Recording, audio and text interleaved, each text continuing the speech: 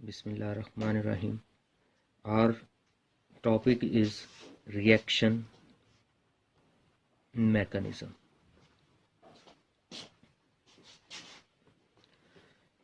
Reaction mechanism पढ़ने से पहले ज़रूरी है कि हम ये जान लें कि केमिकल इक्वेशन क्या होती है और उसके कंपोनेंट्स कौन कौन से होते हैं।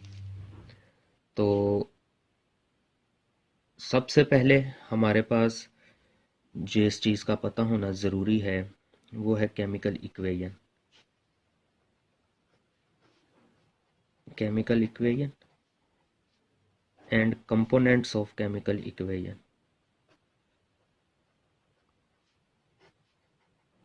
केमिकल इक्वेशन, फॉर एग्जांपल हमारे पास एक रिएक्शन है जिसमें हम कहते हैं कि nitration of benzene, nitration of benzene, ये हमारा एक रिएक्शन है और इस रिएक्शन को हमने केमिकल इक्वेशन की शक्ल में लिखना है। तो इसके लिए सबसे पहले हम लिखेंगे reactants in presence of nitric acid and sulfuric acid in presence of 50 Celsius temperature. Our product is nitrobenzene along with water. तो ये नाइट्रेशन ऑफ बेंजीन को हमने सैम्बल से रिप्रेजेंट कर दिया, तो ये हमारी इक्वेशन बन गई for the nitration of benzene. तो लिहाजा केमिकल इक्वेशन को हम इस तरह से बयान करते हैं, अ सिंबॉलिक रिप्रेजेंटेशन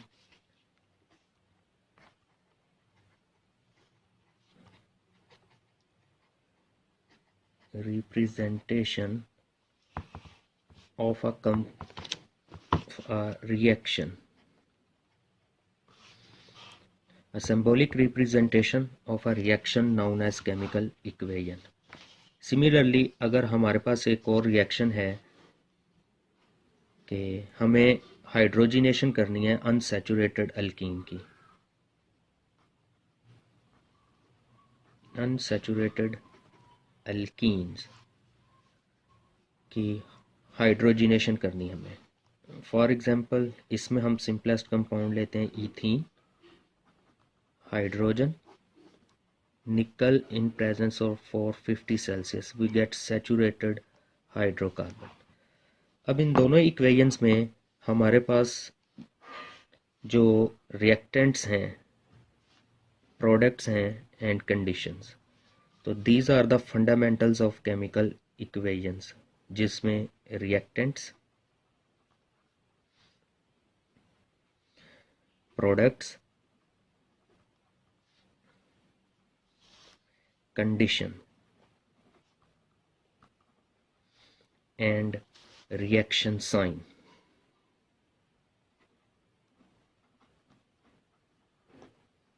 जिन्हें हम एरो साइन भी बोलते हैं।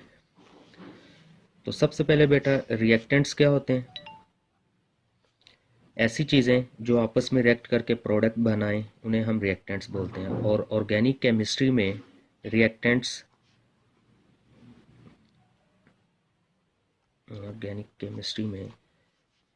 reactants are classified into two categories. Reactants may be of two type.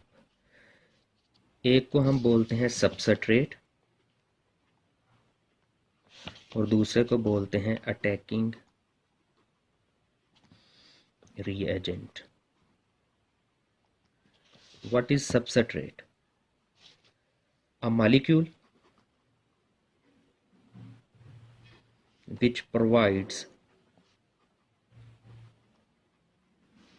carbon atom for bond formation, known as substrate. यानी कि रिएक्टेंट्स दो तरह के होते हैं, एक होता है सबस्ट्रेट, एक ऐसा ऑर्गेनिक कंपाउंड जो नई बॉन्ड बनाने के लिए हमें कार्बन आटम प्रोवाइड करता है, उसे हम सबस्ट्रेट बोलते हैं। और दूसरी चीज़ होती है अटैकिंग न्यूक्लियोफाइल। अटैकिंग न्यूक्लियोफाइल क्या होती है? अ species which provides lone pair of electron to organic compound, या फिर अ species which takes away pair of electron from organic compound। अब एक ऐसी स्पीशी जो ऑर्गेनिक कंपाउंड को lone pair of electron provide करती है, that termed as nucleophile. A species which takes away pair of electron from organic compound, that will termed as electrophile। It means that के organic compound के reactions जो होते हैं उनमें दो तरह की चीज़ें अटैक कर सकती हैं। एक वो चीज़ जो lone pair of electron provide करती है, और एक वो चीज़ जो lone pair of electron take up करती है फ्रॉम ऑर्गेनिक कंपाउंड। अभी जो हमने एग्जांपल्स डिस्कस की, इसमें अगर हम देखा जाए तो ये एडिशन रिएक्शन था, that is a addition reaction, जिसमें पाई बॉन्ड ब्रेक हो रहा है, सिग्मा बॉन्ड बन रहा है। और दूसरा सब्स्टिट्यूशन रिएक्शन है, सब्स्टिट्यूशन रिएक्शन। और इस सब्स्टिट्यूशन रिएक्शन में क्या है कि जो नाइट्रोनियम आइन है, this one nitronium ion, that takes the pair of electron from benzene ring and generate a intermediate. For example, अगर हम नाइट्रेशन ऑफ बेंजीन का मैकेनिज्म ड्रा करते हैं तो उसमें हमारे पास नाइट्रोनियम आइन बनता है, और nitronium ion takes the pair of electron from benzene to generate intermediate, this one. इस रिएक्शन में जो हमारे पास नाइट्रोनियम आइन है, डेट इज अ इलेक्ट्रोफाइल। क्योंकि इस रिएक्शन इंटरमीडिएट में बेंजीन की स्टेबिलिटी लॉस्ट हो चुकी है, तो बेंजीन अपनी स्टेबिलिटी रीगेन करने के लिए जो हमारे पास बेस हाइड्रोक्साइड होगी वो इसके ऊपर अटैक करके बेंजीन की स्टेबिलिटी को मीट करेगा, जिससे स्टेबल नाइट्रोबेंजीन और अलॉन्ग विद वाटर हमारा रिएक्शन कंप्लीट हो जाएगा। तो मीन्स टू से डैट कि जब रिएक्शन होते हैं ऑर्गेनिक केमिस्ट्री में तो दो तरह के रिएजेंट हो सकते हैं हमारे पास। एक वो वाला जो lone pair of electron withdraw करता है बेंजीन रिंग से या ऑर्गेनिक कंपाउंड से, और दूसरा वो जो lone pair of electron provide करता है ऑर्गेनिक कंपाउंड को, जिसे हम न्यूक्लियोफाइल बोलते हैं। उसके बाद रिएजेंट को लिखा कैसे जाता है? केमिकल इक्वेशन में जो रिएक्टेंट्स हैं, जिसमें दो तरह की चीज़ें होती हैं हमारे पास, जैसा कि अभी हमने कहा कि एक हमारे पास होगा सबस्ट्रेट और दूसरा होगा हमारे पास रिएजेंट। इन जनरली जो रिएजेंट्स होते हैं, reagent placed along substrate, reagent, इन दोनों को इकट्ठा लिखा जाता है लेफ्ट साइड केमिकल इक्वेशन में। और बाज़ दफ़ा रिएजेंट को हम सबस्ट्रेट के साथ लेफ्ट साइड पे लिखने की बजाय ड्रा ऑन रिएक्शन साइन। ये क्यों करते हैं? रिएक्शन साइन के ऊपर क्यों ड्रा करती है रिएजेंट को? कि to concentrate starting material, starting material पे कंसंट्रेशन डेवलप करने के लिए हमारे जो रिएजेंट होते हैं हम उनको केमिकल रिएक्शन के केमिकल इक्वेशन साइन के ऊपर भी लिखा जा सकता है। फॉर एग्जांपल, हमारे पास एक कंपाउंड है दिस वन एसीटोन, इसको हमने रिएक्ट करवाना है मिथाइल मैग्नीशियम ब्रोमाइड, और दूसरी दफ़ा इसको रिएक्ट करवाएंगे hydrolysis number 1 and number 2। The product is tertiary alcohol. अब इस रिएक्शन में हमारा जो रिएजेंट है हमने उसको लेफ्ट साइड पे नहीं लिखा बल्कि रिएक्शन साइन के ऊपर लिख दिया। अब साथ में नंबरिंग प्लेस करने का मकसद क्या होता है? नंबरिंग प्लेस करने का मकसद ये होता है कि अगर कोई सीक्वेंशियल रिएक्शन हो रहा है, मोर देन वन रिएक्शन हो रहा है जिसमें हमने इंटरमीडिएट को शो नहीं करना होता, तो फिर हम क्या करते हैं कि उन रिएजेंट को नंबरिंग कर देते हैं ताकि क्लियर हो सके कि कौन सा रिएजेंट पहले अटैक कर रहा है। तो लिहाजा अगर इस रिएक्शन का हम मैकेनिज्म ड्रा करेंगे तो हमारे पास एसीटोन है, इसका फर्स्ट रिएक्शन जो होगा मिथाइल मैग्नीशियम ब्रोमाइड जो कि ग्रिग्नार्ड रिएजेंट है, जो इस इलेक्ट्रोफिलिक कार्बन के ऊपर अटैक करेगा और बॉन्ड शिफ्ट करेगा ऑक्सीजन पे, O negative CH3 methyl group. क्योंकि ये मैग्नीशियम पार्ट पॉजिटिव पार्ट रह गया तो ये इस मैग्नीशियम ब्रोमाइड के साथ आके ऐड हो गया। That is the first step 1। उसके बाद स्टेप 2 में क्या होगा कि ये वाला जो हमारे पास वाटर है ये इस इंटरमीडिएट की हाइड्रोलिसिस करेगा और हमारा फाइनल प्रोडक्ट जनरेट हो जाएगा plus H2O, we get CH3 OH CH3 and CH3, साथ में इनऑर्गेनिक साइड प्रोडक्ट ऑब्टेन होगा। तो डैट इज़ आर प्रोडक्ट। तो कंपोनेंट्स ऑफ केमिकल इक्वेशन में हमारा जो फर्स्ट कंपोनेंट होता है डैट इज़ अ रिएक्टेंट, और जो रिएक्टेंट होते हैं वो दो तरह के हो सकते हैं कि उनमें एक सबस्ट्रेट होता है और एक रिएजेंट होता है। सबस्ट्रेट कौन सा होता है? एक ऐसा ऑर्गेनिक कंपाउंड होता है जो बॉन्ड बनाने के लिए कार्बन एटम प्रोवाइड करेगा, और जो अटैकिंग रिएजेंट होता है वो दो तरह का हो सकता है, न्यूक्लियोफाइल हो सकता है या फिर इलेक्ट्रोफाइल हो सकता है। अगर हम फ्री रेडिकल मैकेनिज्म की बात करते हैं तो फ्री रेडिकल मैकेनिज्म, तो इसमें समटाइम्स हमारे पास फ्री रेडिकल्स जनरेट होते हैं which are also attacking reagents। For example हमारे पास क्लोरीन गैस है, इन प्रेजेंस ऑफ हीट और sunlight that will generate chlorine free radical, and this chlorine free radical will attack on methyl free radical to generate CH3Cl। It is also possible that के 2 methyl group free radical can generate this one। तो means conclusion क्या करेंगे हम इस सारी discussion की कि organic reaction में जो रिएजेंट होते हैं that are of 3 type. They may be electrophile, nucleophile और फ्री रेडिकल।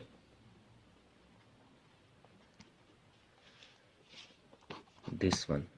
और उसके बाद जो दूसरा कंपोनेंट है हमारे पास केमिकल इक्वेशन का, the second component of chemical equation is the condition of reaction. Condition of reaction. अब जो कंडीशन होती हैं इट इंक्लूड्स सॉल्वेंट, ये सॉल्वेंट हो सकता है, टेम्परेचर हो सकता है, प्रेशर हो सकता है, कैटालिस्ट हो सकता है, एक्सेट्रा। तो कंडीशन ऑफ सिस्टम रिएक्शन का मतलब क्या है कि ये वो हमारी सॉल्वेंट्स हो सकती हैं, टेम्परेचर हो सकता है, प्रेशर हो सकता है, प्रमोटर हो सकता है, इनहिबिटर हो सकता है जिसे हम पॉइजन बोलते हैं to control the reaction rate. तो ये सारी की सारी कंडीशंस होती हैं, और केमिकल इक्वेशन में इनकी जो नोटेशन है, conditions are placed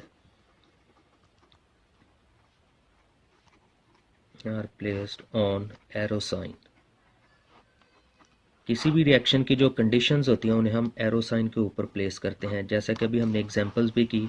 further example हम कर रहे हैं। फॉर एग्जांपल हमारे पास साइक्लोहेक्सीन है, इसमें हमने बोरोमीन को ऐड करना है, तो बोरोमीन ऐड की जा सकती है in presence of CCl4 and heat. Our product is cyclohexane, और इस रिएक्शन में जो CCl4 और हीट है डेट इज अ कंडीशन।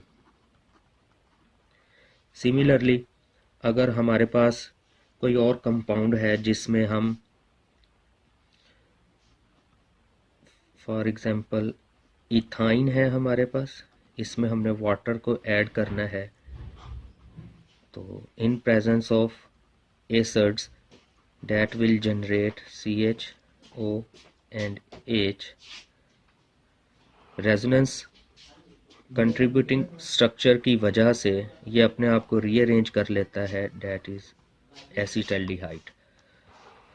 तो कंडीशन ऑफ रिएक्शन के बाद जो थर्ड हमारा कंपोनेंट बनता है केमिकल इक्वेशन में, डेट इज रिएक्शन एरोज या arrow sign.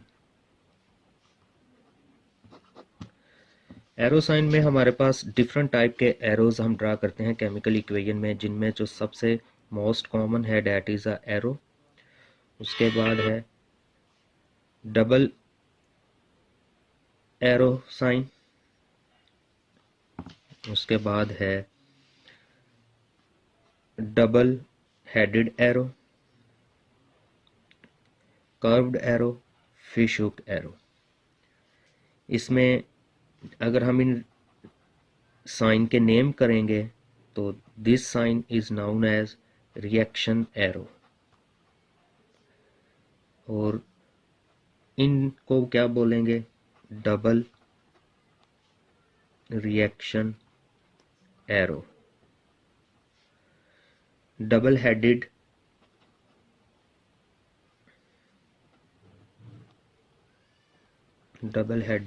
Arrow, sorry, this reaction is full headed curved arrow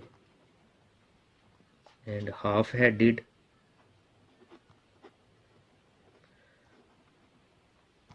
curved arrow.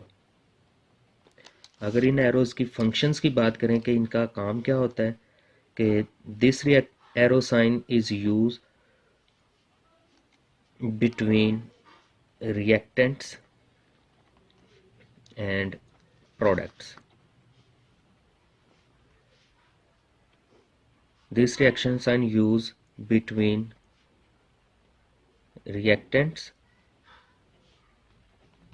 and products in reversible reactions. This arrow sign draw between resonance structures. This arrow shows the movement of pair of electron, and fish hook arrow, this is also known as fish hook arrow, that shows the movement of single electron.